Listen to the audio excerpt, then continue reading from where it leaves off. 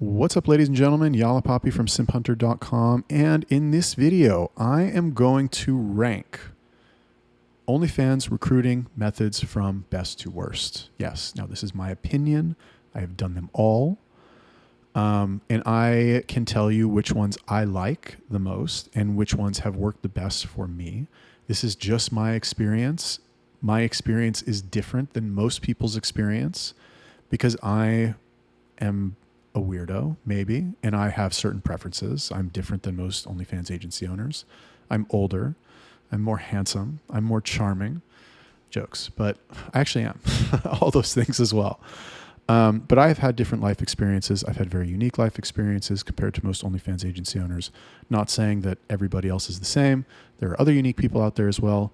Everybody will have their own unique experience that will naturally make them gravitate to one or to one of the recruiting methods that they prefer. So before I get into why, my rankings and what I like, I will tell you that whatever your personality is, whatever you tend to gravitate towards more, just go with that. If people say, for example, that running ads now suck, but you like running ads, then fucking run some ads. Figure out a way to make it work. You will figure out a way to make it work. I promise you. There's a way to do everything. So starting with number 4. Now, okay, by the way, there's 4 ways to recruit OnlyFans models. Number 1 is recruiting them through ads, like I said. Running ads on Facebook, Instagram. Some people use Google AdWords to recruit. I guess some people could even use YouTube ads, like video ads. Oh, do you want to do OnlyFans? Link in the description, whatever. And ads, by ads, we also mean, I guess, organic marketing, right? So ads really just mean inbound, okay? So ads, which are inbound leads, cold DMs, which would be outbound lead generation, marketplace, which is buying the leads, and real life, which is referrals, right? It's real life recruiting, but it's most similar to referrals. So the 4 sources of leads: referrals, inbound, outbound, and just purchasing them. So my experience, the least favorite method that I have, or rather the method that I had the least success with, but still think there's a ton of potential with, and would love for this to be my number 1 favorite, but it's not because I'm a loser. My least successful recruiting method has been real life. Now, I have recruited a total of 1 OnlyFans model in real life, and this just so happened to be the first creator that I ever worked with, who, I'll tell you the story briefly, but this creator was a girl that I was sleeping with when I lived in Minneapolis, just as I started my cam studio. I ran a cam studio for a month before I transitioned into OnlyFans management. I was running the cam studio. I told this girl what I was doing, and she's like, "Oh, I cam sometimes." She was a little bit weird, right? She was super hot. Oh my God. She was great. I really liked her. Super hot. She had a shaved head. She was alt. It was like, it drove me wild. Anyway, she told me she cammed. I just started this cam business. I'm super motivated. I got my journey thread going on Black Hat World. And I was like, let's work together. Let me practice on you.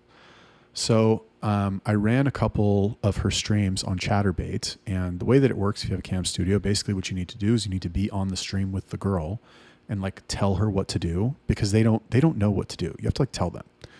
So I was telling her what to do, and we're going through it, and it was super hot, and I was super into it. And I was like, and the fans loved it. She has this really strong appeal because she's weird and she's different, and she's not just like your typical hot bimbo Barbie girl. So much potential in this girl. And yeah, anyway. So the cams went great. And then I told her, I was like, okay, so I'm going to start doing OnlyFans also. Let's get an OnlyFans account set up for you, and let's, verify it, and we'll start doing that as well. So this is where things started to fall apart. Long story short, we needed content for the OnlyFans. I was working with Account Stealth at this time, and I was like, we're going to get you a bunch of content for Reddit. Here's what we need. He told me what we needed, and I was like, okay, I'm going to go do a photo shoot with this girl at this time, and we're going to make it happen. So long story short, this girl overslept during the photo shoot, and I was pissed because I got everything set up. I got my camera ready. I set up a studio. I wrote down all this content that we were going to shoot, and I really prepared. And 30 minutes after the time that we were supposed to meet go by, and she's not answering her phone. I was like, okay, fuck this. I'm going to the gym. I was so angry. I had to go to the gym to work off some steam. And that was kind of the beginning of the end. And after that, it was just like, and it like ruined our fucking, relationship, I guess you could say. We kind of got back together afterwards, but it was just the beginning of the end for everything. And it didn't really go very well. And that is why real life recruiting was my worst experience. Now, ideally, real life would be the best source of leads because the girls that you know in real life are probably going to be hotter, number one. Number two, if you know them in real life, it's assumed that you have a closer connection with them because you fucking know them in real life. I don't care how close you are with these girls that you talk to on Telegram or like a Zoom call, but it's not going to compare to a girl that you actually know in person and can go meet with in person to go have coffee or to go have lunch and to, get shit from her, to get content from her, to get her to do stuff and to form an actual real world partnership with her. That is the best, not to mention any additional benefits that may come with, knowing lots of your models in real life, use your imagination. But that was my experience, and I would love for that to change. So, fun fact or a little side note here, if you are really good at recruiting models in real life, and definitely hit me up and tell me how you do that, because maybe there's something that we can do together. I would love to know that information, and I will make it worth your while. Let me know what you want. Number 3, the third worst source of inbound traffic for me that I did not like has been ads. Did I say inbound already? Has been inbound. Okay. Now, nothing against inbound. Inbound is a great way to get cheap leads. Inbound is a great way to get a lot of leads. Inbound is a great way to get a lot of leads without a lot of work involved in getting the leads. You have to do the work on the back end. But the reason I do not like inbound. Now, okay, I guess we have to differentiate inbound paid ads and inbound organic. Inbound organic is great. I love inbound organic, right? I had a reel go viral on somebody else's Instagram account. Maybe you guys have seen it. I'll post a link in the description if I remember. But somebody did a street interview with me here in Miami, and I told them what I did for work. And they started me asking all these questions. The reel went viral, got 2 million views on his page. He pinned my comment to the top of the comment section. And I got he pinned it after it had already gotten 500,000 views. So I wasn't able to really capitalize on it from the beginning. But he pinned it, and I got 300-400 Instagram followers. I got a ton of girls hit me up asking me about management. I signed a couple of girls from it, and it was great. If I could do that every day, I would love it. It would be amazing. But with paid ads, here's why I don't like paid ads. Here's why paid ads never really worked for me. Now, I have a marketplace, and my marketplace partner does paid ads. It's part of our source of traffic, but he's got it figured out. The reason I didn't like them, number one, is that you get a lot of really low quality leads. When people say, oh, just run ads on Instagram, you'll get leads from South America for 10 cents each or 20 cents each or whatever it is now. That sounds good, right? You're like, wow, 20 cents each. If I spend $10, that's 50 leads, right? 50? Yeah, 50 leads. Oh my God, 50 leads. Wow, that's 50 models that I can potentially... Okay, fine. Out of those 50 leads, 30 of them are going to be, well, let's say 25 are going to be fat and ugly. And then half of the ones that are left over aren't going to respond, and then half of the ones that are left over from that don't speak English. And then half of the ones that are left over from that, whatever. You'll get one good lead out of that. Now, I know what you're thinking. You're like, well, one lead for $10, that's great. It's not really $10. With our filtering system that we do on our marketplace, we end up getting leads for, let's say, mid double digits in South America. I won't tell you exactly how much. Mid double digits in South America. Eastern Europe, we're not really running right now. We haven't really cracked that nut, but it's much more expensive. It's not super profitable for us yet. And it just hasn't worked for me, to be honest with you. If you want cheap South American creators and you speak Spanish and maybe, you don't care that they're lazy or how to get them to work, or you have fucking cocaine that you can give them. I don't know, whatever, however you get them to do their job. Tacos, I don't know, whatever the secret is, because I don't have it. But yeah, it never worked for me. And then, running ads for tier 1 countries is just prohibitively expensive, for us at least. Again, maybe we just haven't figured it out, but it hasn't worked for me. We have good ads, we have good everything, but it just hasn't really turned into anything for us. Maybe it works for you. Maybe you've got it figured out. Maybe you like working with South American creators and you don't mind filtering through all the garbage leads, but I don't. Number 2, marketplaces. The second best method of recruiting that I have experienced has been from marketplaces. And no, I am not just saying that because I run a model marketplace and want you to buy from it. Of course, I would love if you bought a model from my marketplace. Of course, I'm not going to say no to money, but I'm going to tell you why buying from marketplaces has worked for me. When you buy from a marketplace, you are getting leads that are hot and vetted. Think about it like this. When you buy from a marketplace, you are getting a girl who has invested her time and her energy into talking to somebody at length about working as an OnlyFans creator for an agency, profit split implied, hype being built. She's seen the Instagram agency account. She's seen the website. She's excited. She's like, oh my gosh, wow, this is my big chance. She's already primed and ready to go and excited usually when you get her and they make the introduction. This is the equivalent of a referral in business where, well, it's not even a referral. It's an inbound lead. It's a very hot, very high quality inbound lead. And they can be excellent creators. I've gotten some great creators from marketplaces. In fact, let me think. I would say that one of my top creators at one point was a creator that I got from a marketplace. And not only that, through this model, I got in touch with another platform, contacted the CEO, and we struck a deal. So now every creator that I upload to that platform, we get free traffic. Free traffic for all your creators. I mean, how valuable is that? All because I bought a model from a marketplace for fucking $1,500. And I made my money back times 20 from that creator before she quit because she didn't like how the chatter was chatting on her account. Sometimes it is what it is. It is what it is. So the point is that when you buy models from marketplaces, number one, you're getting leads that are pre-qualified. Hot leads, pre-qualified. They know the deal. They know they have to make TikToks. They know they have to make social media content. They believe in the agency management talent relationship. They're ready to go. They're excited, and presumably they are interested in working. You also have a warranty when you buy from a marketplace. So if it doesn't work out, if she flakes, you don't lose anything. You get your money back, no harm, no foul.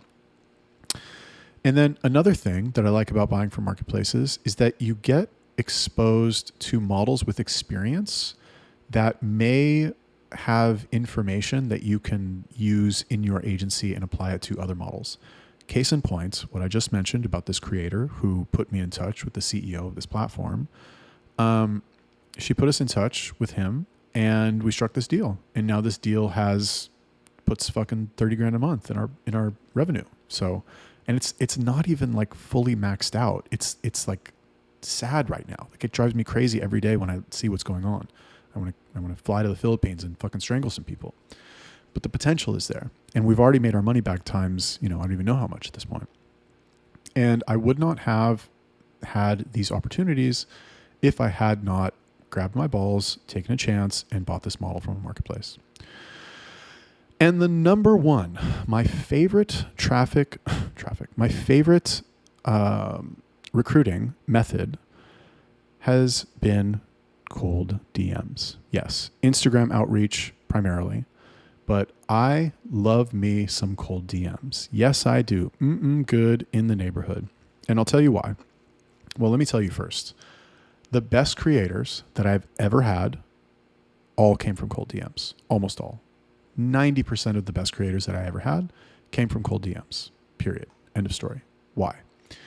The level of compliance that you get from creators that you get from cold DMs is insanely high. And who knows? Maybe it's just luck. It could just possibly be luck, right? But I like it for two reasons.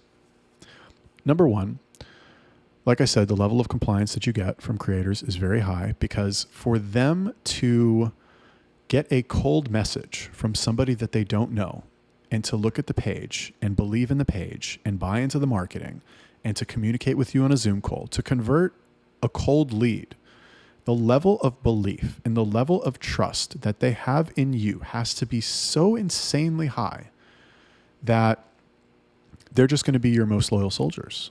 And that was definitely the case with me. My best creators, the creators that I have enjoyed working with the most, no offense to my other creators if they see this video, but they all came from cold DMs. The first model that I ever had that like popped off, she came from cold DMs. We're still friends today. She's a great girl. If I ever go to Austin, I'll definitely hit her up and we're going to fucking hang out. She doesn't work with us anymore, but she's super cool. Very nice, very friendly, very sweet girl. Helped grow her account to 100,000 followers on Instagram. Made each other a bunch of money. Didn't work out again because she didn't like how the chatter was chatting on her account. Not because the chatter was bad necessarily, but just because, you know, some girls are very like, oh, my brand. And the chatter was clearly fucking a foreigner. So anyway, whatever. I had that girl. I had another girl who was literally the hardest working creator I've ever had, who just fucking cranked out TikToks like it was her job, literally. And I guess it was her job technically. She was a pleasure to work with. She would always like write me these fucking long ass messages about, oh, I started doing this and I started doing that. I forgot she existed. I mean, I knew money was coming in, but like I hadn't thought about her in a week. And she sends me a fucking long message about some other thing that she started and is doing on her own on, you know, TikTok, and it's working really well. And she just wanted to update me. Amazing. Came from cold DMs. Another creator that I had who I actually considered cutting for a long time, but I didn't, thank God. Made a ton of money for me as well. 20 years old.